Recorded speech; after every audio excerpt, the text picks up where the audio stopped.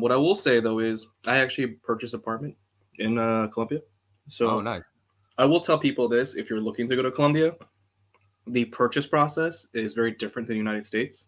So what I can tell you first is you can't trust any of the real estate agents because they're very True. shady. They're kind of like Yep. car salesmen, like used car salesmen. That is So true. if you tell them like the highest price, what happens is they say, okay, I want to pay, let's say, 60 grand to 70 grand. So what they're going to do is they're going to then go tell the seller, hey, he's willing to pay 70 grand. So you actually can't tell people what you're willing to pay.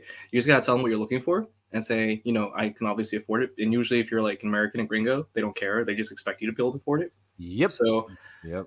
I would say that, if people are looking to move and do things like that and purchase property, if you're in a major city, it's fine. But if you go towards like the fincas and outside that, it's very sketchy with titles because almost all the titles are bad because during the narco ages, there's no clean title because people would just take over property. So in Medellin, Interesting. Yeah. Manizales, all these major cities, you're better for title. So those you want to still do the title search. But if you like go to like a more of a pueblo kind of place or like like an El Bagre or something like that, and you want to buy a piece of property, don't be surprised if the title comes back all jacked up.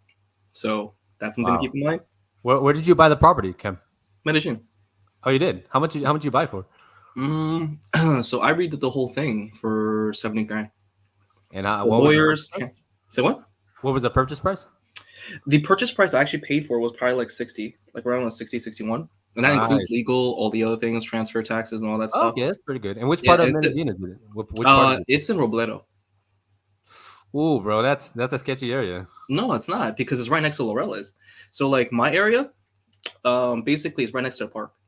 So what I like about it is like we're on the first floor. There's like a pharmacy and everything. So and you know how it is in Colombia. It's super easy to get like penicillin, all these other things, and the pharmacy has everything. So it's nice when you can just go downstairs if you're not feeling well and just pick it up. True. It's cheap but, too. But I agree with you though. You do need to know Spanish. Buying property, it's like number one, you gotta find a lawyer. But typically, I would tell people to find a lawyer that speaks English because you need to understand. But I will tell you this: lawyers in Colombia, all professionals in Colombia, are very different than America. And here's what I'll tell you why.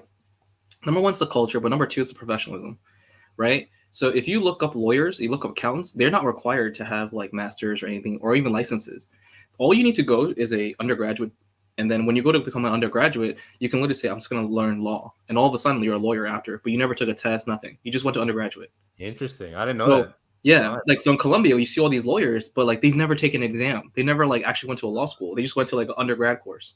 And then that's why so many lawyers are so bad. And that's why none of them really know what they're doing. And so it's very hard. And plus they're very slow on the response. So like you really need to ride them like Seabiscuit in order for you to get like the work that you want done on your timetable, because otherwise they'll like just drag ass forever.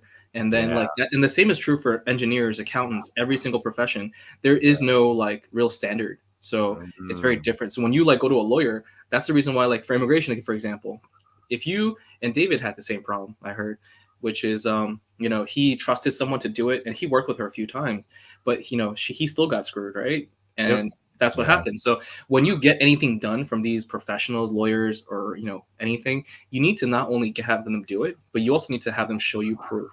And not only see the proof, but you probably need to even call in, just double check that as well. Like you need to go to that extent. And from my experience buying the property, I can tell you that was very important. And another thing that I found interesting when you're buying property is that my lawyers tried to reach out to the seller.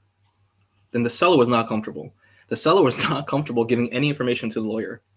And one thing I've learned is that when you're buying property and doing things like that, like sometimes they're very westernized and they're very Americanized. So like they're okay with like just sending stuff in overall email. But Colombia, as you know, is a very process and bureaucratic place. So you got to get like their Seduja, their passport. You got to get all this personal information. And a lot of people aren't comfortable with that. So they don't feel comfortable giving that information to your lawyer. You need to at least like get together, meet, introduce yourself in person. And you need more of a social building of trust before like you can actually even move forward with the sale. Yeah. It's not like the United States. Like you did real estate, I'm sure.